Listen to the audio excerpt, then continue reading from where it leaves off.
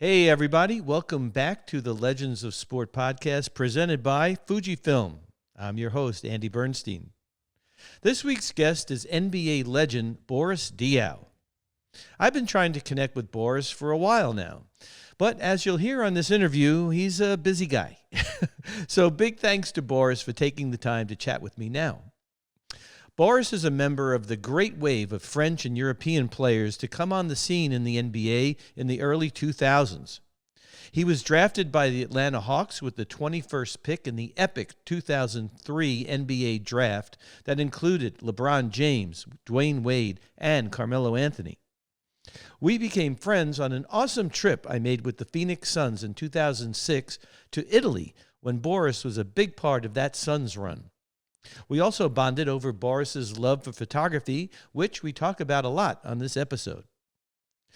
Boris finally reunited with his French teammate and best friend Tony Parker in San Antonio, and together they won an NBA ring in 2014 as a member of the Spurs, along with future Hall of Famers Tim Duncan and Manu Ginobili. We talk about a wide range of topics on this interview, playing under great coaches like Larry Brown, Mike D'Antoni, and Greg Popovich, his playing style, which I really feel invented the point forward position, playing alongside two of the greatest guards in NBA history, Tony Parker and Steve Nash, and much, much more.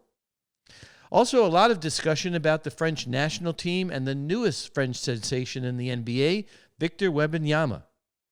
So glad I could catch up with Boris for this interview today, that he wasn't out sailing on his boat around the world or taking photos on an exotic safari or guiding his team in France as GM.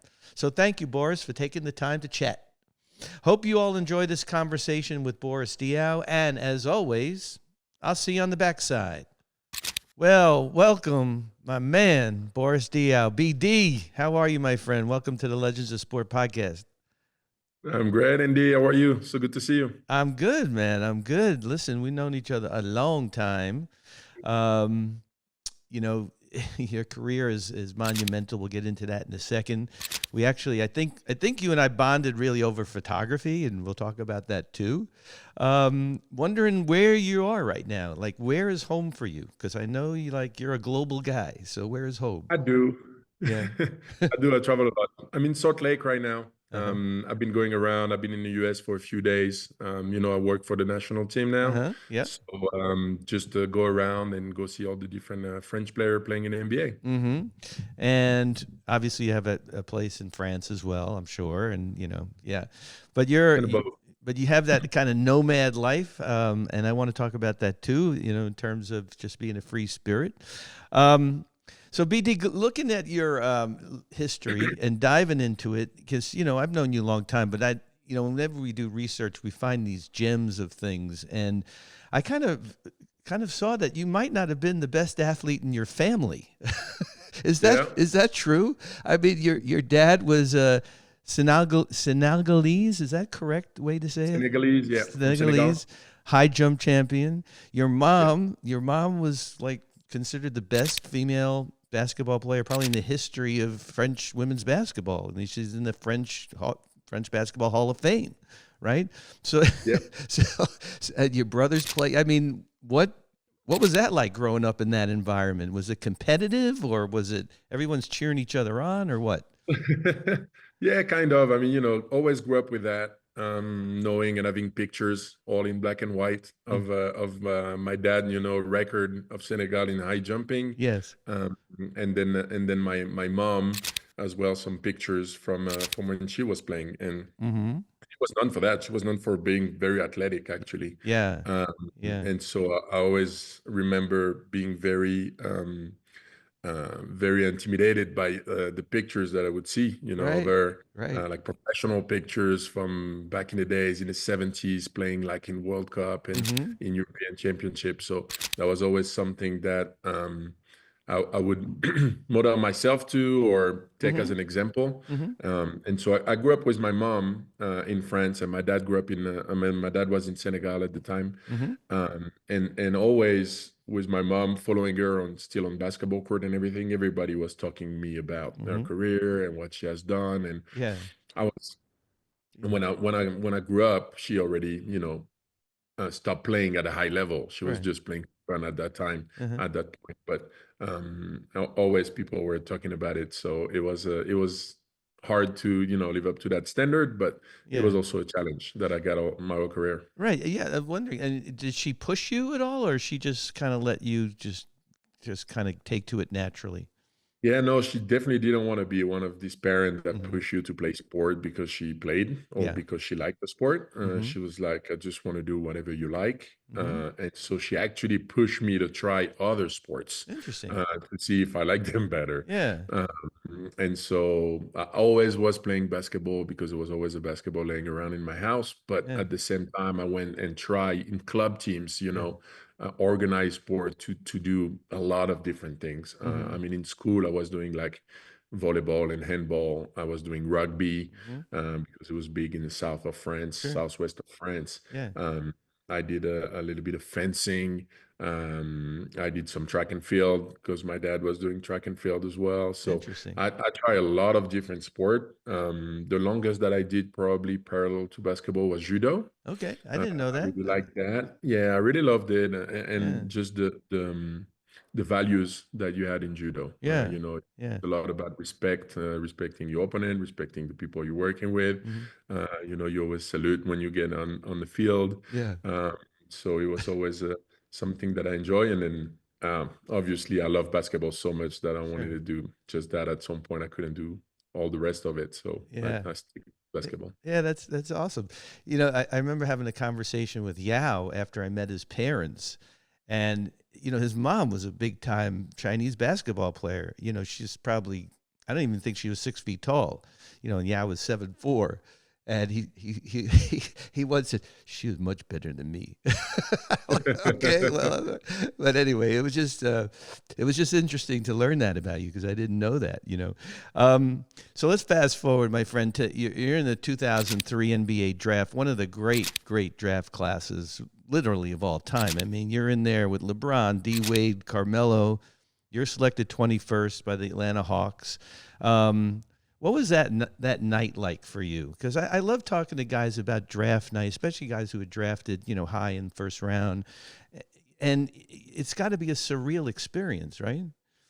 Yeah, especially if you think about the time that it was, it's not like today. Yeah. So I was back in Europe. Internet was not that great. It Mm. was like the 56K modem. It was not like today. We could not converse like this. Right. It would be like a 5 minute lagging. Um, and so we were. I was in France because we were still playing. Mm-hmm. So we had a finals. I was Hmm. playing for Portes, and we had the third game of our finals because it was first to two. It's Hmm. the best out of three games. Yeah. It was at the time, and so we had the final game the next day of the Hmm. draft. Hmm. So obviously I was in France. I was not. I didn't fly. My brother went to New York and look and watch the draft happening. But for me, I was on the computer. It was probably 1 a.m., Yeah. 2 Right. a.m. Yeah. Yeah. I had a game the next day, the final, which was the most important game of the year. Oh my God! Nothing like putting it all in one basket at the same time. Yeah. It It's was awesome. tough, and I was trying to follow and try to see. My agent calling me is like, "Oh yeah, maybe I think we're gonna be first round. There's a few teams that wants you," Yeah. and so I was waiting to see what was gonna happen. Uh-huh. And then it was so slow that it would really like come in 5 to 10 minutes later. Crazy. So I was on the phone with Tony Mm-hmm. Parker, who Mm-hmm. already was in San Antonio, Sure. was my best friend, and he was there, so I could have the result through the phone before internet would give it to me. And so Tony was following. It was like, okay, no, you didn't go there, you didn't go there. Okay. And then we were moving up, like 15, 16. Well, I Yeah. think like around 15 we had a scare because um I remember at the time the Jazz, I Yeah. think I Yeah. think it was Utah that was thinking of Yeah. drafting me. Yeah. But Interesting. they drafted Pavlovich, I think, Uh-huh. instead of Yeah, wow. right before. Crazy. And Tony really wanted me to go up to San Antonio and was Yeah, waiting. It's I'm like, I sure. hope you're gonna go at 30 Right, because because that's where the they were Spurs coming. were. They were Right. like at the end. Yeah, Uh, right. and I was like, yeah, maybe. And then it was so funny because that was like the first reaction, or I had learned I got drafted, Hmm. was Tony be so disappointed. He was like, oh, you got drafted 21. And he was so mad that I got drafted. Bummer. I was so happy Yeah. to be drafted Yeah, no because kidding. Yeah, of it course. was a dream. Especially in the first, Uh, especially in but the then first Tony round. was like, "Oh yeah, well, no, great, congratulations. It's great to you being drafted. It's That just too bad you don't come to San Antonio." yeah, Um, so yeah. yeah, that's what I was like 21 by the Atlanta Hawks. Yeah, so you finished up your season. You have to go to Atlanta for a press conference and the whole, obligatory photo shoot and all that. Probably with Yeah. my good buddy Scott Cunningham, one of my dearest friends forever, is Hmm. also down there. Yeah. So you a couple of years in Atlanta, you go to Charlotte, then you end up in Phoenix, right? Which No, Phoenix after Atlanta. 2 years in oh yeah, Atlanta. Phoenix after Atlanta, and then you Yeah. went to And Charlotte, from right? Atlanta, I go to Phoenix. Right. Yeah. Sorry about that. And so you end up in Phoenix and you're playing with this amazing team under Mike D'Antoni. I think this is actually where you and I met in the 2006 preseason when the Suns went over to Treviso and trained and Yes. you guys played over there and Mike was literally a god over there. But the guy has a statue in the middle of the city. It was incredible. You're playing a style of play which I don't know if you'd ever played that style of play before. I had never really seen that style of play except maybe when Doug Moe was coaching the Denver Nuggets. But you know, you were like a perfect fit for that team. I mean, you're on a team with Steve Nash and Amari Stoudemire, right, and Sean Marion, and it's a run and gun team. Basically, you're just going to try to outscore the team, but team with the highest number of points, of course, will win. And you were known for 3D, right, drive, dish, and defend. Is that something that you brought with you, or is that something that Mike helped develop? I mean, I think that's something that I brought. I got the most improved that year. I don't Mm-hmm. think I improved that much over the summer. It was more the Right. the fit of where I was. Yeah. And yeah, was coming from when I came from Atlanta, we had the worst record in the league, and I Yeah. moved into a team that had the best record in the league. Right. And so it's like, wow, that's going to be a big change. Mm-hmm. But yeah, it fitted right away. Mm-hmm. Well, Amari Stoudemire got hurt, and at the time I was playing more swingman. I was more like a three. Yeah. And I remember Mike D'Antoni asking me, "Is like, Boris, do you think you can play a little bit of four?" Like, sure, why Yeah. not? Whatever you And want, coach. I'm going that's to do that. that's Yeah. yeah, and I think that's what I brought from before in doing 3D and three-dimensional type of play Yeah. is coming from Europe. I always was curious and wanted to learn everything, Yeah. and wanted to be good at everything, Yeah. and so I was trying to be as versatile as possible and Mm-hmm. trying to do everything on the court, and so Yeah. that's why I was able to transition from playing outside to playing power forward Mm-hmm. Yeah. because I like to work on those skills as well, Yeah. and so that's when my career as a power forward really started was with Mike D'Antoni. Yeah, but do you think that, and we'll talk about Spurs in a sec, but do you think you invented the position, the point forward position? I mean, I had never heard that before, really before you. Do you think like that should be named after you in some way? I don't know if it should be named after me. I mean, we heard about well, big guys that were more of like a second point guard on the Right, court. I right. think Sabonis was kind of doing that. Yeah, Team yeah. that he was for, but more as center. He was more center Well, forward, yeah, but he didn't have the point speed and the center. agility that you had. Not Yeah. even close. Yeah.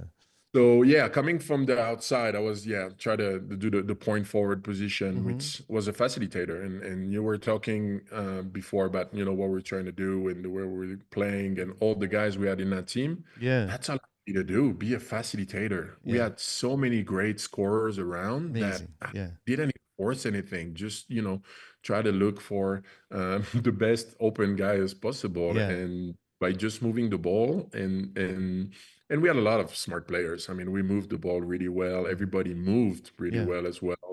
Back cutting when you need to, flaring when you need to, and so it was really, it felt easy to find open shots with that team for Yeah, sure. yeah.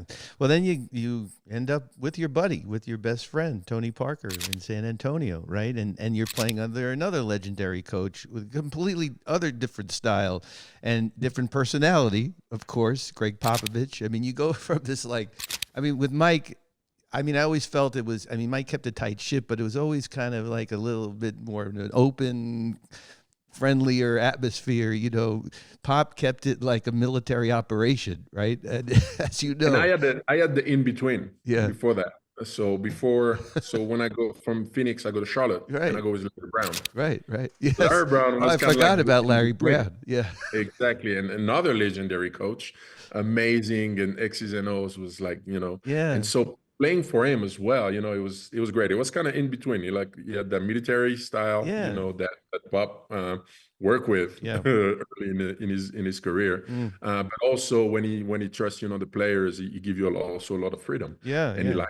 like the players that have a lot of freedom and use it wisely. Hmm. So I was like in between first, and going into Charlotte with Larry Brown, and then went to Pop in San Antonio, and then Yeah. it was a lot different as well. Yeah, truly an international team. I mean, with you and Tony, of course, French descent, and then you got Tim Duncan from the Virgin Islands. You got Manu from Argentina. I mean, it was like an all-star team of international players on that team, right?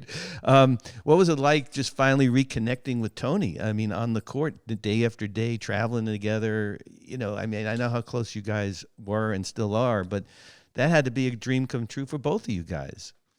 Yeah, it was great. It was great. I mean, it's always fun, to play with French players in the league. But Yeah, playing with Tony, it was the best for sure. yeah, Being able to go back to all the memories that we had, and yeah. we're still playing together in the summertime anyway, I because love it. nationally we will always be together. Yeah. And so yeah, when I first arrived in San Antonio, I slept in Tony guest house, for the remaining of the season, Right. because it was just the easy way to do it, and Yeah. it just felt so natural. Yeah. So Yeah. yeah, it was great to be able to be there and play with TP and get all these memories. We already had great battle and memories in Hmm. national team, and Sure. having them in the NBA was even another gift. Of course, and then winning the championship in 2014 is the icing on the cake. Obviously, finally an NBA champion.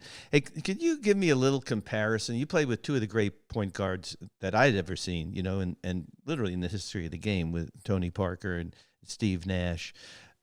Are there similarities between those two guys, or differences, or you had to adapt your game in a certain way? I'm always interested in that because, you know, players move around a lot and they're playing with great players from one place to the next. But here Yeah. you are playing with two of the great point guards ever. I mean, what can you say about that? That brought me so much, and another thing too, and like I said before, and very curious. It's also outside of basketball, and maybe we'll talk about that after. Uh, but also, a way I think to get better is also learn by watching and be around these kind of guys. Mm. And so it taught me so much to be around Steve Nash first, then be around Tony that was with already, and Tony already from when we were 16 years old. I was already learning from him and what he was doing on the court. Yeah. Um, and so, yeah, both of these guys, have a way of being in control, Hmm. of organizing the whole team, and have an aura, on the team, and controlling the tempo Yeah. and how we playing and what we're doing. Yeah. And so it was so great to be with them. And Yeah. like you say, some of the best point guards and true point guards, we're not some scoring point guard that we see Hmm. sometime, where like we don't know if they really one or two. Yeah. They were point guards. They Re- were really making sure the team was playing well yeah. and what they were doing, and really were caring about their teammates and Hmm. everybody on the court as well. Yeah. And so that's definitely the similarity that I see in those two guys, Yeah. Yeah. two all For sure. players. Um, just one quick thing I want to talk about. I like you have traveled to every NBA city. Every city has its fan base, has its character.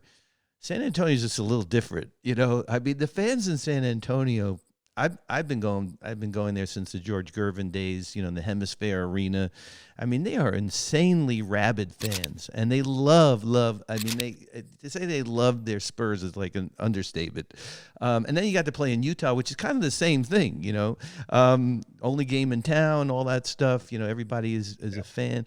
I mean, did you feel, you must have felt the love there in San Antonio, because I know how they wear their Spurs on their sleeve and live and die, right? So Yeah, for sure. yeah, It's still today. Still today, you can go to San Antonio and see yeah, the fans, and you can always feel that. So yeah, obviously being the only sport in town, everybody was really rallying around the team yeah, and supporting the team. And I think that's one thing that is great as well about San Antonio, is they supporting you, in yeah, good and tough moments. yeah, yeah, They got spoiled for a few years because yeah. they were winning every year and going far in the playoffs every year. But Incredible. even when you lose and everything, and that's something that I saw. And Hmm. I remember when we actually lost in 2013 and lost in the finals. Yep.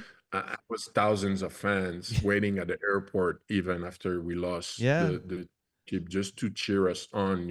Oh, Not to yell, not to curse at us, yeah, but just to say that they were proud that we try our hardest, yeah, and that's what they expect from the players. But they here for you, yeah, and yeah. that's something that, yeah, I haven't seen somewhere else, where Mhm. the fans are here, whether it's good or it's tough. Yeah, for sure. Hey, as much as I love Pat Riley, you guys should have won that finals. I mean, I'm sorry to say, to the Heat and the whole, but that damn, you guys came close in that Yeah. 2013 finals, right? But it just made you It hungrier. Just was made you one hungrier. rebound going Yeah. the wrong way and one shot, and That was, happened. yeah. It's details, That's and right. that's what helped us winning the year after that. That's right. That's right. I That mean, attention to details, and the fact that we did many mistake, mhm, and one last shot mhm. killed us at the end. Yeah. Yeah. We didn't make mistakes the year after that, No. because we were way more prepared because of that And experience. maybe it made it, I don't know if it made it a little sweeter or whatever, but then, you were standing up there with the trophy, which is pretty cool. Um, so Boris, you played around against Kobe, like your whole career pretty much, right? I mean, he was a nemesis for sure when the great Lakers Spurs matchups, the Lakers Suns matchups. I mean, for me, that was like the golden age, because every game was just phenomenal. Do you have a Kobe memory? It could be in the NBA, could be on the Olympic stage, internationally. Something you can share about the Mamba? I have a few. Yeah, I have yeah, a few. But I mean, yeah, I remember when I did like the top 10 of his best plays of his career. I yeah, think he scored three times on me on his top 10. So that felt bad. But at the same time, I mean, it is the Black Mamba, yeah, and he made tough shots that he yeah, made every time. yeah, yeah. No, but the earliest memory I have, actually, I was in INSEP. Uh-huh. So I was in Paris. Okay, Uh, so not, even close to the NBA. That was 5 years before I made it to the NBA, just in high okay, school, yeah. with TP, and they coming in Paris Hmm. for some, um, I think, for some show and Could have been a some Nike thing or something, sponsors. right? Yeah, Yeah, well, I think it was Adidas back then. yeah. It might have been Adidas. You're right. I think it Yeah, was, yeah. because it was EM Mac, Ah, it was both definitely in Adidas. Yeah, Paris. for sure. Yeah. And so they were asking for a place to practice, Hmm. because they wanted to get some shots. And I was like, wow, it's summertime, they chilling, it's off season. Yeah. And we went by the window and kind of climb and look at these guys working. Uh, And I was, already, and yeah, I never, told that story, but Thank you for sharing that. impressed Yeah, yeah. very impressed by how hard they were working, Hmm. on their Hmm. craft, on their game in the off season. Yeah, Supposed to be vacation time. They were here for sponsors in Paris. There was a lot of things you can do in Paris, yeah. but here in our little high school gym, working out so hard, and so that was, yeah, I think, felt the Mamba mentality right there. Uh, Was just a teenager, so always had that respect. And then obviously you got to play against him many times. hmm. Yeah, Hardest player, actually, those two players were the hardest player to guard. yeah. I was playing the forward, the small forward position. Yeah. Um, and so, yeah, just a great memories every time I had to play against him. It was a battle. Yeah, well, thanks for sharing that memory. That's a great one, man. I can just picture you like creeping up to the window and watching it. Yeah, that's great. That's a great story. So let's talk about French basketball, right? I've covered USA basketball since the Dream Team in '92. Obviously, there was a huge gap of talent between, these are the top NBA players. The USA destroyed the world, right? I mean, everyone knew it going in. They probably should have just given them the gold medal at the opening ceremonies and just had exhibition games, but they played the tournament. There was some interesting players, but the gap of talent, as you know, was not there. And slowly, but maybe not so slowly, the gap started closing with the rest of the world really embracing the game and being able to compete on the same level. And I talked to Pau Gasol about this a few times that you with the French team, he with the Spanish team. I mean, you guys were together like year after year after year, basically the core group. And the USA team is not like that. The USA team comes together, maybe the year before and they train a little. But that cohesiveness, I think, made a big difference once they got to 2004 and actually did not defend their gold medal. Do you think that was a secret ingredient? I mean, of course, talent is huge, and the talent gap had definitely closed by that point. But did you guys ever speak about that? That like we're brothers here. We're not just a team of guys put together. Oh, of course, as you're saying, the gap get closer as far as talent, and we see a lot of talented foreign player more and more Yeah. being in the league right now. And as the gap gets smaller, Mm-hmm. every detail make a difference. Mm-hmm.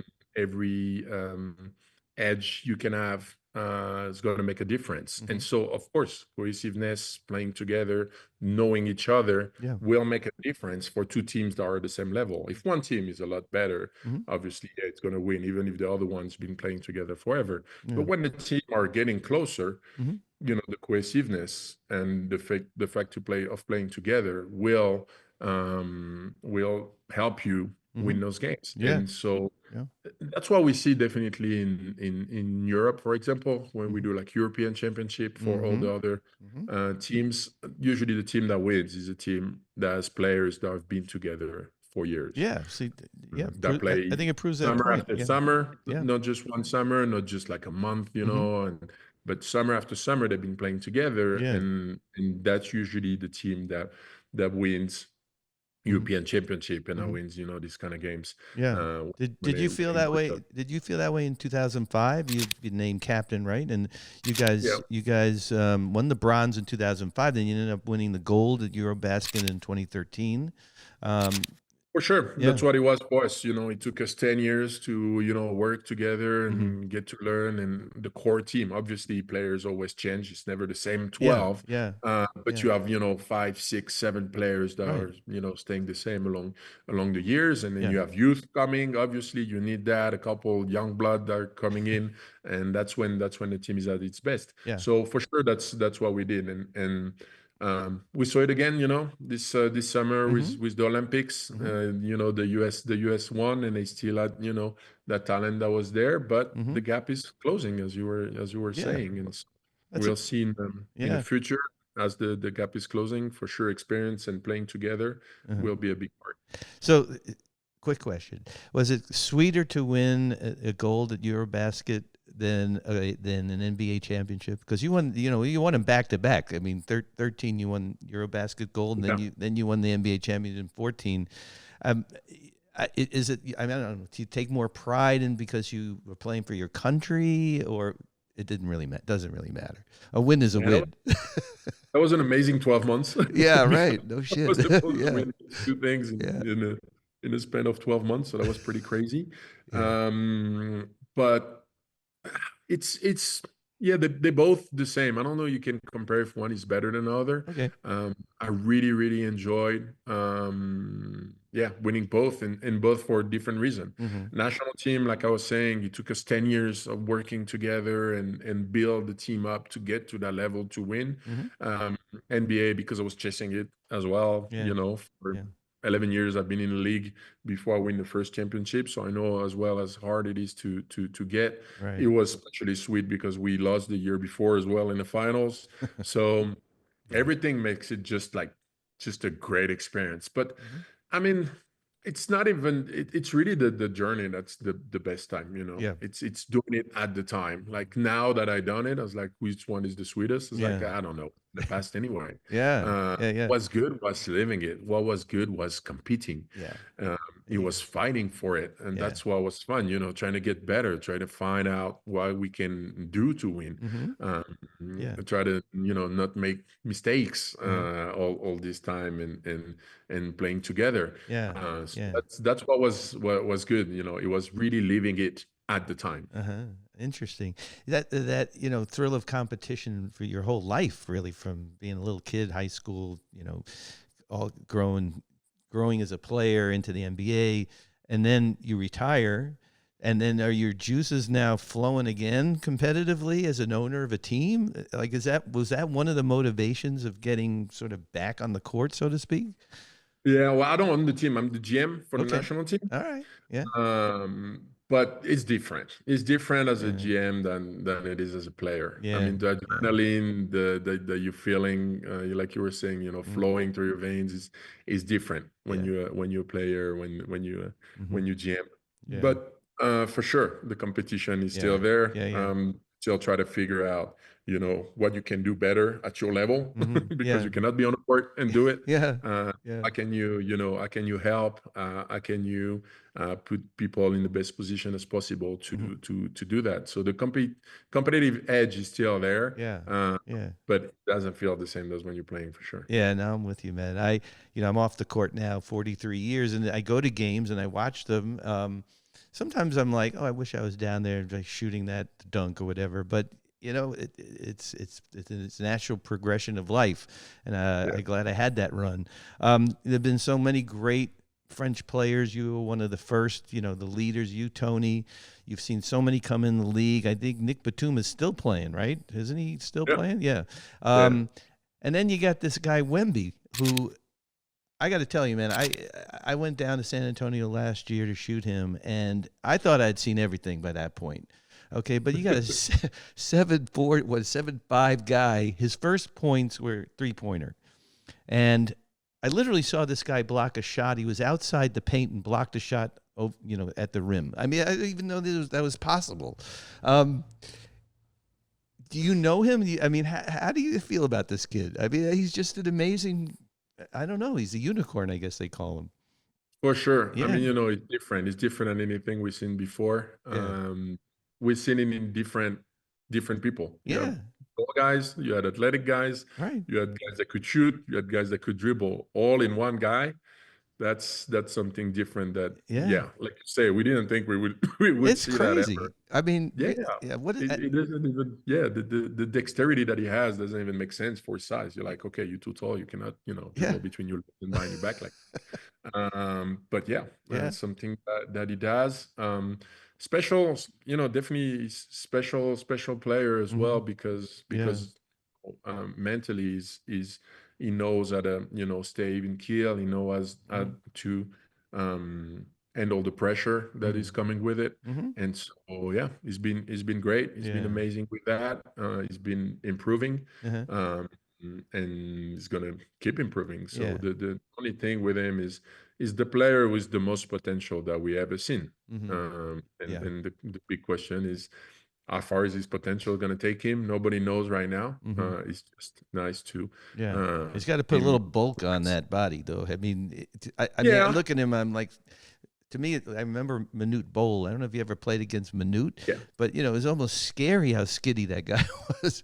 And then I did notice that Wemby put on a little bit of upper body, but he's strong. yeah, He's strong. He's yeah, strong. It's like Durant. People think he's not yeah, strong. true, Durant is very, strong. He's skinny, but very he's true. strong. Yeah, And yeah, I think interesting. it's the same kind of build. Yeah, Is he's strong. You see him, falling and getting back up right away, and yeah, pushing around people as well. yeah. So I don't I wouldn't worry. too much about that. Yeah.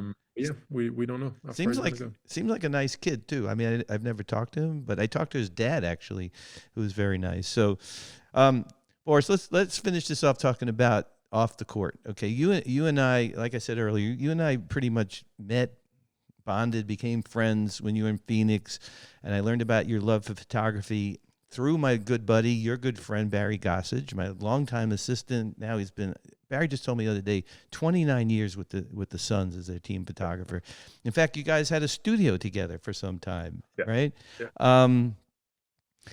And then I started looking at your work, and it honestly blew me away. I mean, your nature photography, your landscapes, all the stuff you shot when you were going on safaris and stuff. It was amazing, really. And I'm not blowing smoke. I mean, really good photographer. Where did that love for photography start with you? Where was that first seed? Well, thanks. I appreciate that first.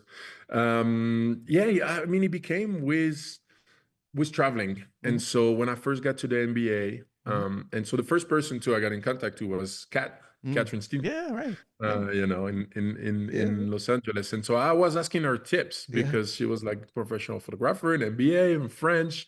And I just bought a new camera and I was like, look, I want to go back to Senegal. And I want to be able to take pictures. Mm-hmm. And then I'm going to go on a safari and I want to be able to take pictures. Can you, teach me a couple things? Yeah. And so she gave me a couple tips, about the photography. And then when I got to Phoenix, after that, I did the same with Barry Mm-hmm. Gossage, and was asking him Yeah. tips about, what are you looking at when you're taking the pictures? Where is your eyes going? Mm-hmm. What do you want to, represent in that picture? And so I fell in love at the same time with traveling, nature, Yes.